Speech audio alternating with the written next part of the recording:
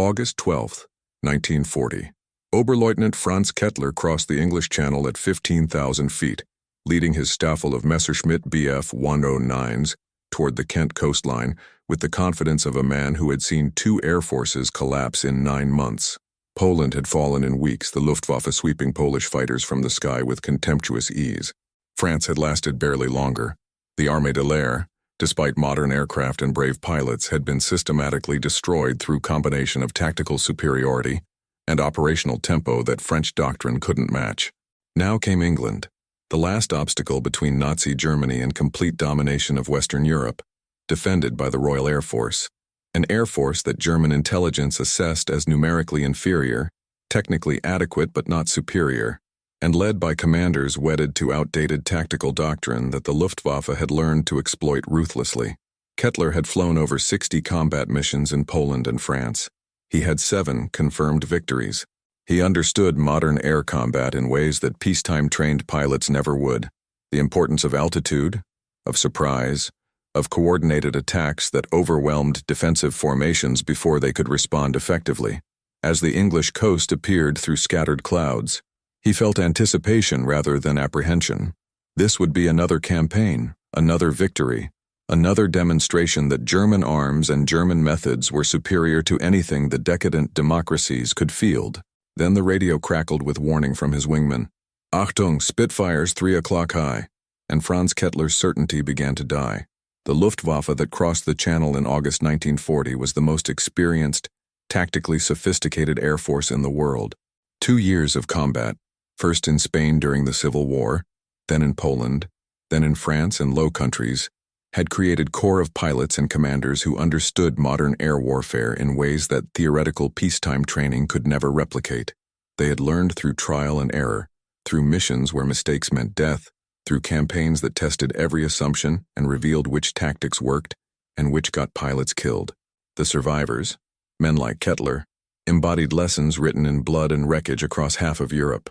German tactical doctrine emphasized energy fighting, using altitude and speed advantages to attack from superior position, strike fast, disengage before enemies could respond, repeat until target was destroyed or fled. The Bf 109 was optimized for this approach. Fast, with excellent climb rate, deadly armament, capable of dominating any fighter it had encountered when flown according to doctrine. German pilots flew in pairs, rota formations where leader and wingmen covered each other, maintained flexibility, could respond to threats without rigid formational constraints that reduced tactical options. They had learned to exploit sun and clouds for concealment, to coordinate attacks so targets faced threats from multiple directions simultaneously, to press advantage ruthlessly when they achieved superior position. This experience created justified confidence. Polish fighters had been obsolete, poorly coordinated, destroyed on the ground before they could mount effective resistance. French fighters had been modern, in some cases superior to German aircraft in raw performance, but French tactical doctrine emphasized tight formations, choreographed attacks, rigid adherence to procedure that made them predictable. German pilots had learned French patterns, developed counter-tactics, killed French pilots who flew exactly as their doctrine taught them to fly. The mathematics had been brutal. Luftwaffe lost pilots and aircraft certainly, but at exchange rates that favored Germany, that allowed Wehrmacht to achieve air superiority necessary for blitzkrieg tactics that made ground campaigns devastatingly effective. Now came England. German intelligence reported that RAF Fighter Command had approximately 700 operational fighters, mostly Hurricanes, some Spitfires, organized in squadrons that flew tight formations inherited from peacetime airshow doctrine. German commanders expected similar campaign to France. Initial period of attrition as RAF learned hard lessons, then collapse as losses exceeded replacement rates, then unopposed Luftwaffe operations that would prepare ground for Operation Sea Lion, the invasion that waited only for air superiority before becoming feasible. The confidence was not arrogance. It was assessment based on data, on experience, on rational calculation of relative strengths. What German intelligence didn't fully appreciate, what Kettler was about to discover, was that RAF had learned too. The Spitfires came from above and behind. Classic bounce, executed with precision, that Kettler recognized immediately as professional rather than lucky. His wingman's warning gave seconds to react. Roll, dive, break formation, try to use speed advantage to escape before British fighters could get firing solution. He pushed throttle forward, dove aggressively, felt the Bf-109 respond with acceleration that should have been sufficient to outdistance pursuers. Glanced back, saw Spitfire following, not falling behind as he expected, but matching his dive, staying in position, closing range with persistence that violated his understanding of British fighter performance. Intelligence briefings had emphasized that Spitfires were formidable opponents, modern design, good performance, worthy of respect. But briefings had also emphasized limitations: fewer guns than Bf-109, less ammunition, British pilots trained in rigid formations that made them vulnerable to coordinated German attacks. What briefings hadn't adequately conveyed, what became apparent in seconds of combat, was that Spitfire's turning capability exceeded Bf-109 in ways that changed fundamental dynamics of engagement. When Kettler pulled up from his dive, trying to use vertical maneuver to gain advantage, the Spitfire followed through turn that should have been impossible at that speed, that defied his calculations about what pursuer could do, that put British pilot in firing position despite every tactical move Kettler executed correctly according to doctrine. Tracer rounds passed close, too close, streams of 303 fire walking toward his aircraft, with accuracy that spoke of experienced gunnery. Kettler broke left hard-turn that stressed aircraft, that used every degree of his Bf-109's capability. Spitfire turned inside him. Impossible. No aircraft should turn that tightly at that speed. But Spitfire was doing it, gaining angle, getting closer to firing solution that would end this engagement terminally. Desperation drove decision. Kettler dove again, steeper, accepting risk of exceeding aircraft structural limits because alternative was being shot down by opponent who shouldn't have been able to match his maneuvering. Dove through 10,000 feet, then 8,000, Spitfire following but losing ground.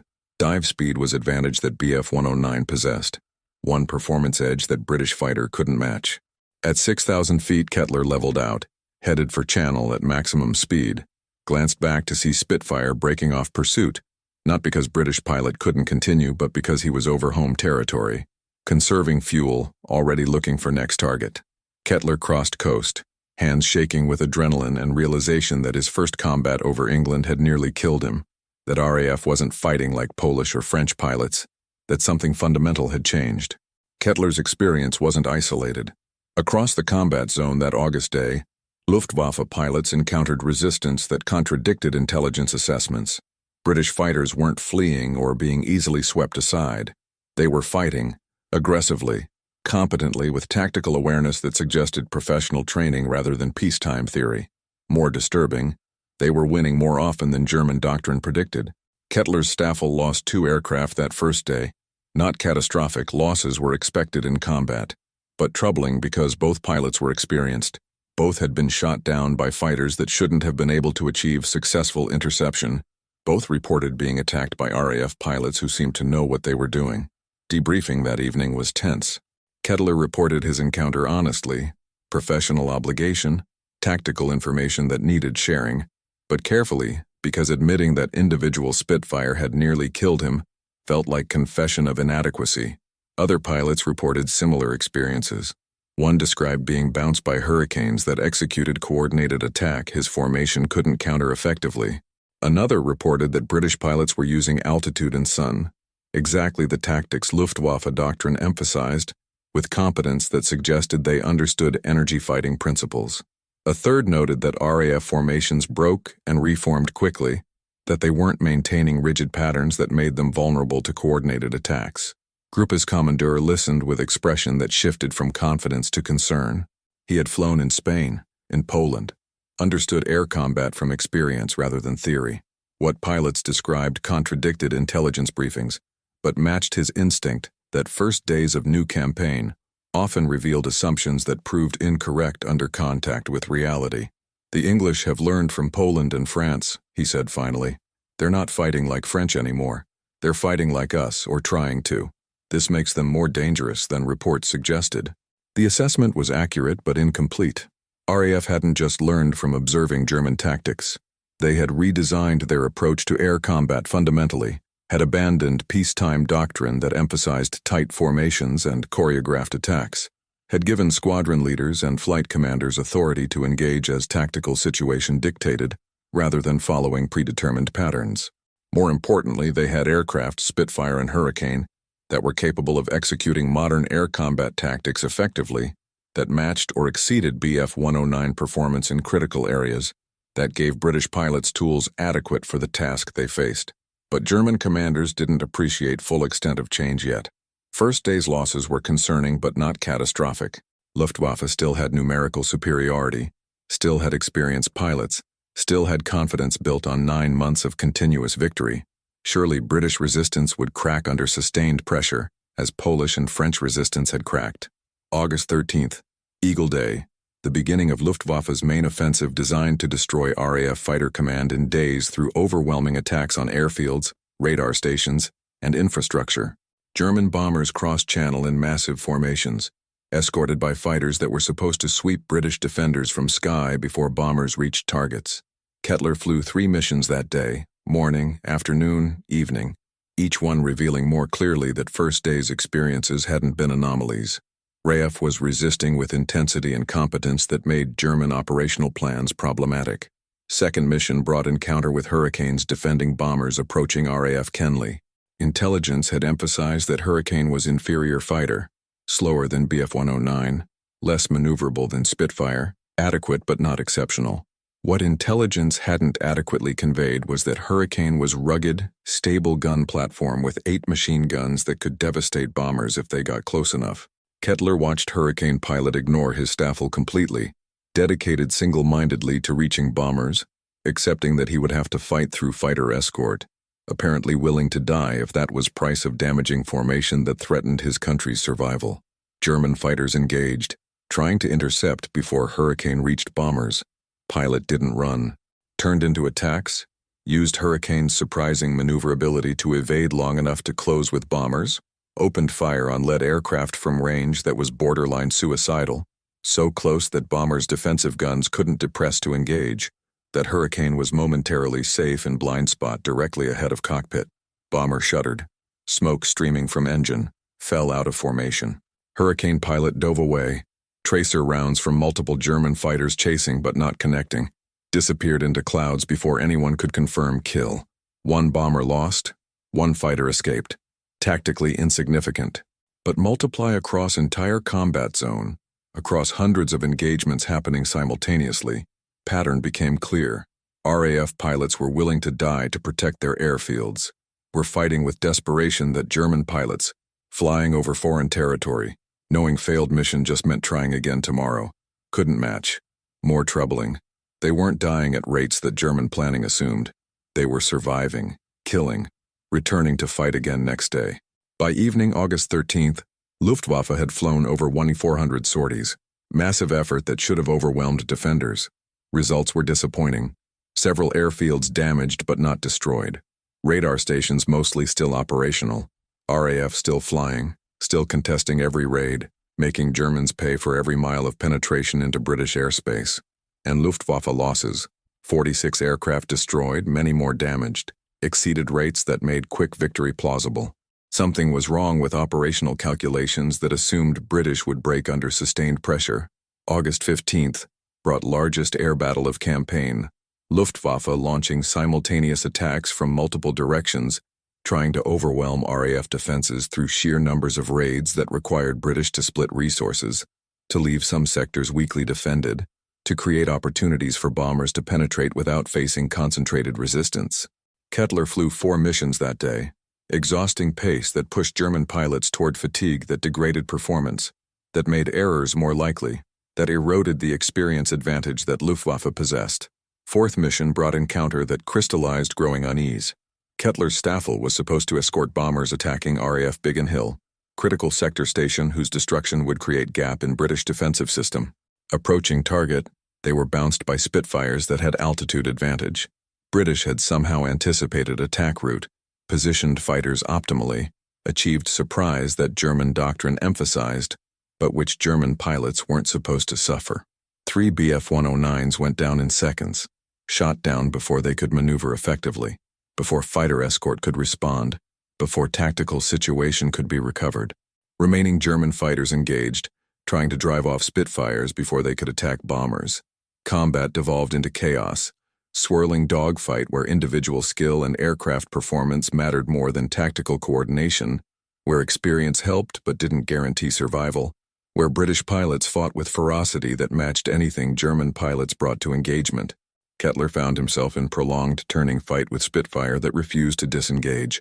Pilot was good, very good, matching every move Kettler made, keeping Spitfire in position despite Kettler's desperate maneuvering. Only intervention of wingman, diving on Spitfire, forcing British pilot to break off, saved Kettler from becoming another lost statistic. Bombers reached target, but bombing was scattered. Defensive fire and fighter harassment disrupted formations, made precise bombing impossible, resulted in damage rather than destruction. Return flight was nightmare, fuel running low from extended combat, aircraft damaged from defensive fire and fighter attacks, pilots exhausted from stress of continuous action. 2 more aircraft were lost crossing channel, damaged machines failing mechanically, pilots bailing out or ditching in water, depending on rescue services that sometimes saved them and sometimes didn't. Landing at base in France, Kettler climbed from cockpit with shaking hands, looked at unit status board, saw losses marked beside names of pilots who had been alive that morning. 7 aircraft lost from single group in one day. Replacement rates couldn't sustain that. More critically, experienced pilots were dying, men with 50, 60, 70 missions, men who understood combat, men who couldn't be replaced by fresh pilots arriving from training schools with minimal flight time and no combat experience. Late August brought recognition that original operational plans weren't working. Luftwaffe had expected to destroy RAF Fighter Command in days through massive attacks on airfields. 3 weeks into campaign, RAF was still flying, still contesting every raid, making German operations costly beyond what planning had anticipated. German losses were approaching 300 aircraft, not catastrophic in absolute terms. Luftwaffe had thousands of aircraft, but concerning when compared to replacement rates, when factored against loss of experienced pilots who took years to train properly. More troubling was realization that German intelligence had fundamentally misassessed British capabilities. RAF wasn't fighting like beaten force on verge of collapse. They were fighting like professional air force defending homeland, with advantages that German planning had underestimated. Radar providing early warning that prevented surprise, ground control vectoring fighters to optimal interception points, repair organization that returned damaged aircraft to service faster than Germans expected, and most critical, pilot quality that matched or exceeded German standards despite British having less recent combat experience. Kettler saw this evolution in faces of replacement pilots arriving to fill gaps in his staffel. They were young, inadequately trained by standards that Luftwaffe had maintained before war began. Training had been shortened to push pilots to operational units faster, necessary because demand exceeded supply, but dangerous because inexperienced pilots died quickly when facing competent opposition. Kettler found himself flying with wingmen who had minimal flight time, who didn't understand tactical principles that experience taught, who made errors that got them killed despite his attempts to protect them. One replacement lasted 3 missions before being shot down, bounced by Spitfire he never saw coming, killed before he could react, dead because he didn't understand that constant vigilance was price of survival in combat where enemy could attack from any direction at any time. Another survived week before mechanical failure over channel forced bailout, rescued by German air-sea rescue, lucky to be alive, but traumatized by experience, no longer able to function effectively in role that demanded psychological resilience most people didn't possess. Veteran pilots, men like Kettler who had survived Poland, France, and now weeks of combat over England, were becoming rare. Losses weren't catastrophic in percentage terms, but continuous attrition was eroding experienced corps that made Luftwaffe effective. Unit cohesion suffered when personnel constantly changed. Tactical effectiveness degraded when veterans had to fly with inexperienced pilots who required protection rather than providing mutual support. And exhaustion accumulated. Pilots flying multiple missions daily, never fully resting, operating under stress that couldn't be sustained indefinitely without psychological and physical breakdown. September brought shift in German strategy, abandoning systematic attacks on RAF airfields in favor of bombing London. Decision was partially tactical. RAF was proving more resilient than expected. Airfield attacks weren't achieving destruction rates necessary to eliminate fighter command. and partially political, retaliation for British bombing of Berlin, demonstration that Germany could strike British capital despite RAF resistance. For German fighter pilots, change meant different tactical challenges. Longer flights to London stretched fuel reserves, reduced time over target, left less margin for extended combat. Bomber escort became more demanding when destination was deep in British territory, when RAF had entire flight path to intercept, when every mile of penetration and withdrawal offered opportunities for British to attack. Kettler found bomber escort missions psychologically exhausting.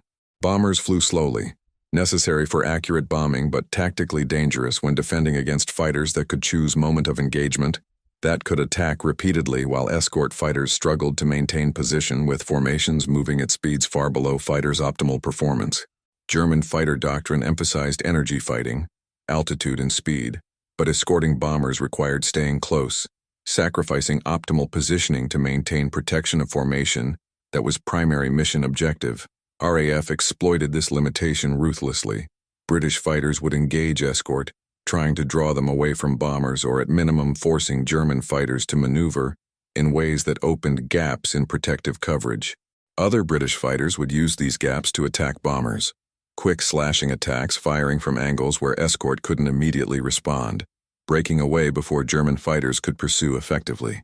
Tactics were professional, coordinated, demonstrated understanding of bomber escort's inherent vulnerabilities. One mission in early September showed pattern clearly. Kettler's Staffel was escorting Heinkel He 111 bombers toward London when Spitfires attacked from multiple directions, some engaging escort directly, others diving on bombers from angles that bomber defensive guns couldn't cover effectively. Kettler maneuvered to intercept Spitfire attacking bombers, got close enough to fire, saw hits on enemy aircraft but no immediate result. Spitfire was tough, kept flying despite damage, continued attack run before breaking away.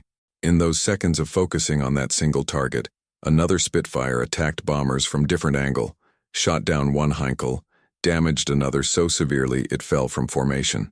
Bomber crews were dying. Men Kettler knew personally, men he was supposed to protect. Men whose deaths resulted from tactical situation that doctrine couldn't fully address. Guilt accumulated. Every mission where bombers were lost meant escort had failed primary responsibility. Didn't matter that tactical situation was nearly impossible, that RAF had advantages that made perfect defense unachievable. Bombers' crews depended on fighter escort for survival, and fighter pilots couldn't always provide that protection against competent opposition operating over home territory. Mid-September brought climax of campaign. Luftwaffe's final major effort to destroy RAF Fighter Command. Massive attacks designed to force decisive battle that would settle question of air superiority definitively. September 15th became largest single day of combat. Luftwaffe launching 2 massive raids involving hundreds of bombers and fighters. RAF responding with every available squadron.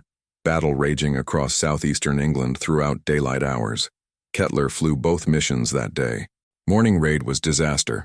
RAF anticipated attack, had fighters positioned perfectly, engaged German formations before they reached London, inflicted losses that disrupted bombing and forced early withdrawal. Kettler's Staffel lost 4 aircraft in morning mission. 3 shot down, 1 damaged so severely pilot barely made it back to France. Afternoon mission was worse. Even larger force, even heavier losses. British fighters were everywhere, attacking from altitude, from head-on, from angles that defensive formations couldn't fully protect against. German pilots were exhausted from continuous operations over weeks, making errors that competent pilots wouldn't make when fresh, dying because fatigue degraded performance marginally, but critically. Kettler found himself in extended combat with Hurricane that should have been inferior opponent, but which pilot flew with skill that matched anything German training produced. Turning fight lasted minutes, both aircraft maneuvering at limits of capability, both pilots trying desperately to gain advantage, neither able to achieve firing solution. Fight only ended when Kettler's ammunition exhausted, fired last rounds, broke off, dove for channel with Hurricane pilot sensibly declining to pursue target that was no longer threat and might be leading him into trap. Return to base revealed full extent of day's losses. Luftwaffe lost approximately 60 aircraft September 15th, catastrophic number that couldn't be sustained, that represented loss of experienced pilots and bomber crews, whose replacement would take months. That demonstrated RAF was nowhere near collapse that German planning required. More critically, RAF was clearly winning battle of attrition. British were losing aircraft and pilots too, certainly, but at slower rate than Germans. And British were fighting over home territory where pilots could bail out and return to duty, where damaged aircraft that made it home could be repaired and returned to service. Gruppe's Kommandeur briefed pilots that evening with expression that revealed understanding that campaign wasn't succeeding. "We're not breaking them," he said simply. "We're fighting excellently, doing everything doctrine teaches, achieving local victories. But they keep coming back, keep contesting, keep making us pay for every raid. And we're running out of experienced pilots faster than training system can replace them." Unspoken conclusion was obvious. Luftwaffe was losing Battle of Britain. Late September brought operational reality that German commanders couldn't ignore. Operation Sea Lion, invasion of England, couldn't proceed without air superiority, and air superiority wasn't achievable against RAF that refused to be destroyed. Luftwaffe continued operations through September and into October, but with decreasing intensity, gradually acknowledging that original objectives were unattainable. For pilots like Kettler, this meant transition from offensive campaign with clear objectives to attritional warfare without obvious purpose, continuing to fly, continuing to die, achieving nothing strategically significant. Kettler's understanding of campaign evolved through personal experience of watching confident expectations dissolve against reality of competent opposition. Poland had collapsed because Polish Air Force was obsolete and overwhelmed. France had fallen because French doctrine was inadequate against German tactical innovation. But RAF had learned from both campaigns, had adapted doctrine, had fielded aircraft that matched German capabilities, had fought with professionalism that Luftwaffe respected even as it struggled to overcome. And they had advantages: radar, ground control, operating over home territory, shorter supply lines, fighting for national survival, that accumulated into decisive edge. More fundamentally, RAF pilots were simply good. Not superhuman, not tactically superior in every engagement, but professionally competent, properly trained, adequately equipped, and highly motivated. German mockery of British fighting capability had been based on outdated assumptions, on intelligence assessments that underestimated British learning capacity, on confidence that German experience advantage would prove decisive.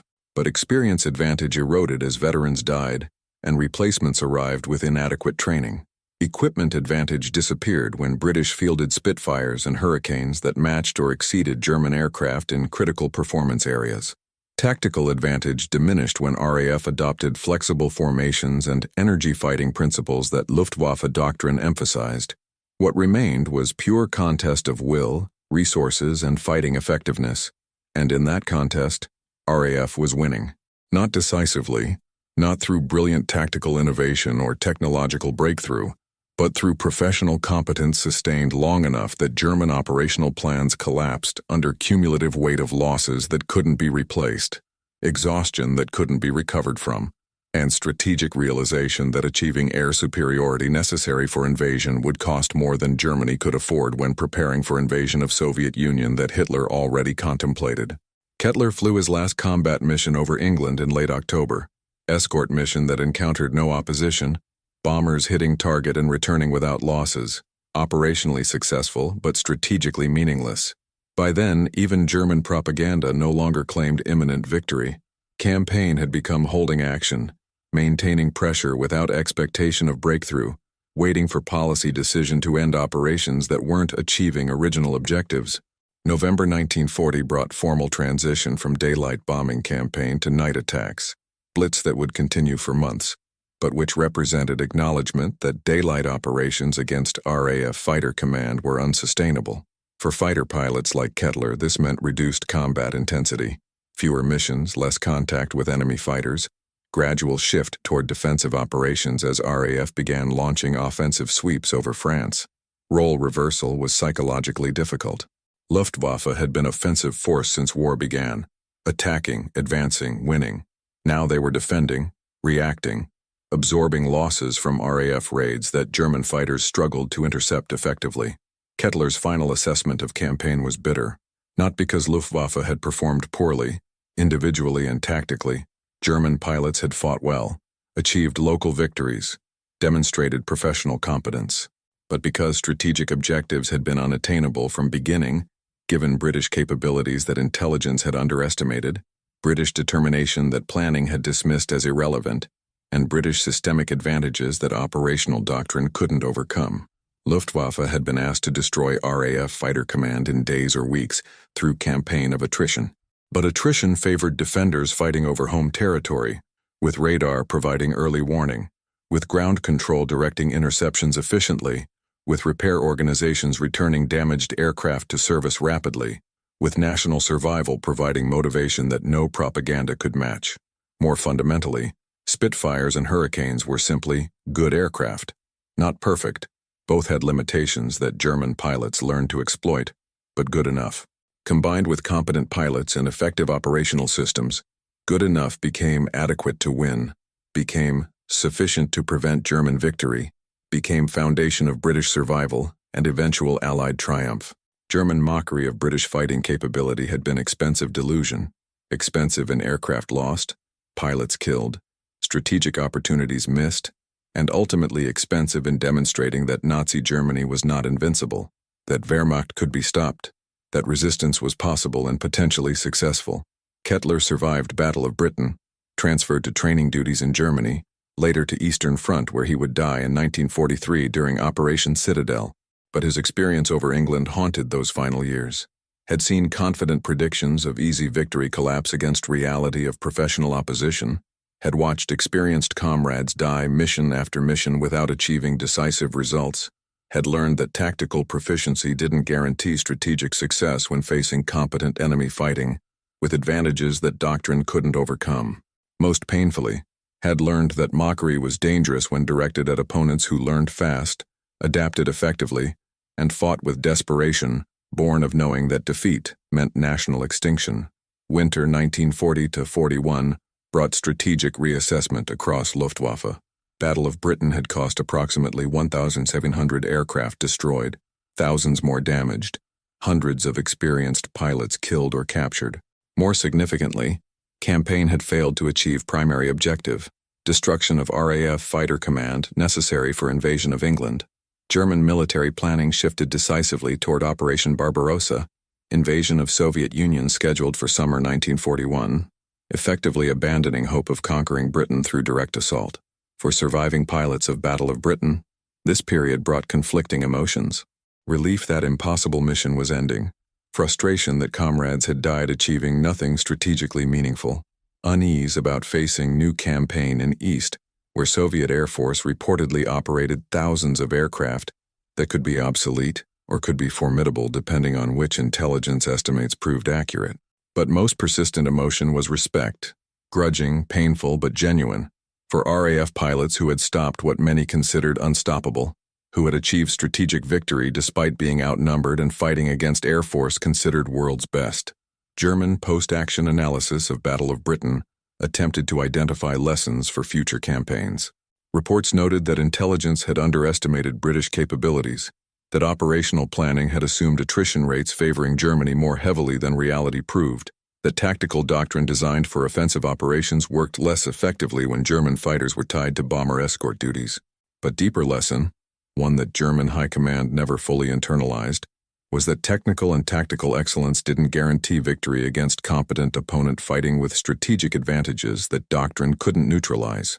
RAF had demonstrated that modern air defense system, radar, ground control, effective fighters, professional pilots, robust logistics, could defeat sustained aerial offensive even from superior force operating at peak capability. This lesson would prove relevant throughout war.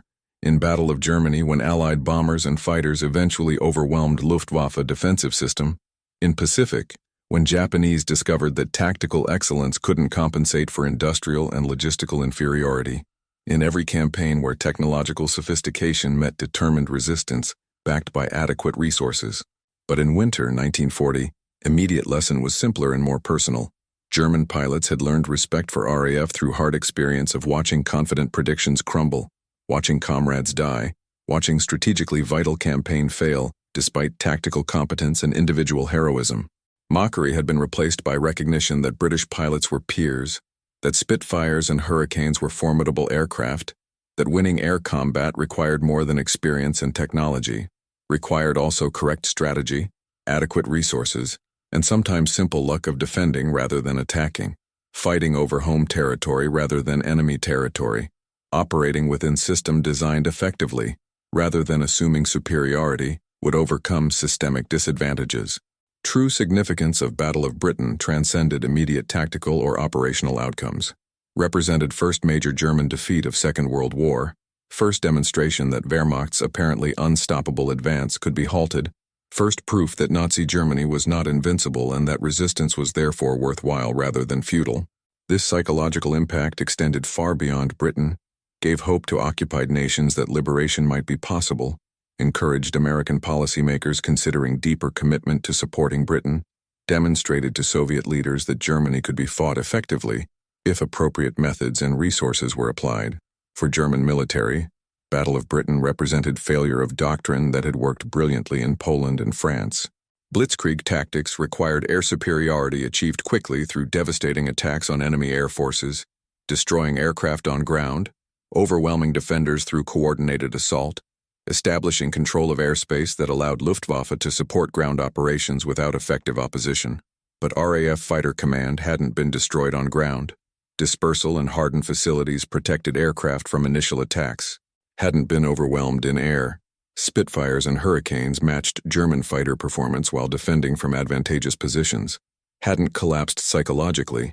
British pilots fought with determination that Nazi ideology insisted decadent democracies couldn't sustain. Result was stalemate that Germany couldn't afford. Battle of Britain consumed resources that would be desperately needed elsewhere: aircraft, pilots, munitions, fuel. Delayed or prevented invasion of Britain that might have ended war in West, allowing Germany to focus entirely on East. Most critically, revealed that German military excellence had limits, that tactical and technical superiority didn't guarantee victory against determined opposition, with adequate capabilities and strategic advantages. RAF victory wasn't triumph of superior virtue or inevitable democratic success over totalitarianism, romantic narratives that post-war mythology sometimes suggested, was triumph of professional competence, adequate resources properly applied, learning from early defeats to develop effective countermeasures, and fortuitous advantages of geography and technology that British exploited while Germans struggled to overcome. But victory was real nonetheless, measured in invasion that never happened, in German campaign objectives unachieved, in strategic initiative that passed from Germany to allies who would eventually destroy Nazi regime completely. The mockery that German pilots expressed before Battle of Britain hadn't been entirely unjustified. Luftwaffe was experienced, well-equipped, tactically sophisticated force that had defeated 2 air forces in 9 months. But mockery was expensive when directed at opponent who learned fast, adapted effectively, and fought with combination of competence and desperation that made them formidable despite disadvantages. Sky over Britain had indeed become graveyard, but for German hopes of quick victory as much as for aircraft and pilots of both sides who died in battle, that determined whether democracy would survive in Western Europe. Franz Kettler survived Battle of Britain but died 3 years later over Kursk, shot down during Operation Citadel by Soviet fighter pilot, who had learned from Russian experience exactly as RAF learned from Polish and French defeats. His final thoughts, if he had time for any as cannon shells tore through cockpit, might have reflected on pattern he had witnessed, that military excellence was necessary but insufficient, that learning from mistakes was as important as avoiding them initially, that underestimating opponents was luxury that competent military organizations couldn't afford. Battle of Britain's legacy extended far beyond 1940, demonstrated that air defense could work when properly organized, that technology and doctrine together could overcome numerical disadvantages, that fighting spirit mattered alongside material factors. RAF's victory validated investment in radar and communication systems that enabled ground control of fighters, validated flexible tactical formations that balanced coordination with adaptability, validated decision to prioritize fighter production and pilot training, even when bombers seemed more offensive and therefore more psychologically satisfying. More broadly, demonstrated that modern warfare required systemic excellence, not just good equipment or brave personnel, but effective organization that integrated technology, doctrine, logistics, intelligence into coherent system capable of sustained operations against competent opposition. German Luftwaffe had excellent aircraft, experienced pilots, proven tactics, but lacked systemic advantages that RAF possessed through home territory operations, radar early warning, efficient repair organization, and political leadership willing to prioritize fighter defense over offensive operations. Lessons remained relevant throughout war and beyond. Battle of Germany in 1943-45 showed similar patterns. Allied air forces eventually overwhelming Luftwaffe through combination of numerical superiority, technological advancement, long-range escort fighters, and systemic advantages, radar, navigation aids, massive industrial capacity. Pacific campaigns demonstrated that Japanese tactical excellence couldn't overcome American industrial and logistical dominance once United States fully mobilized. Cold War air defense systems incorporated lessons from Battle of Britain about integration of radar, fighters, and ground control. Modern air combat doctrine still emphasizes principles that 1940 demonstrated: importance of early warning, value of fighting over friendly territory, need for sustained logistics, recognition that tactical victories must accumulate into strategic success or they're ultimately meaningless. The graveyard over England in 1940 taught expensive lesson.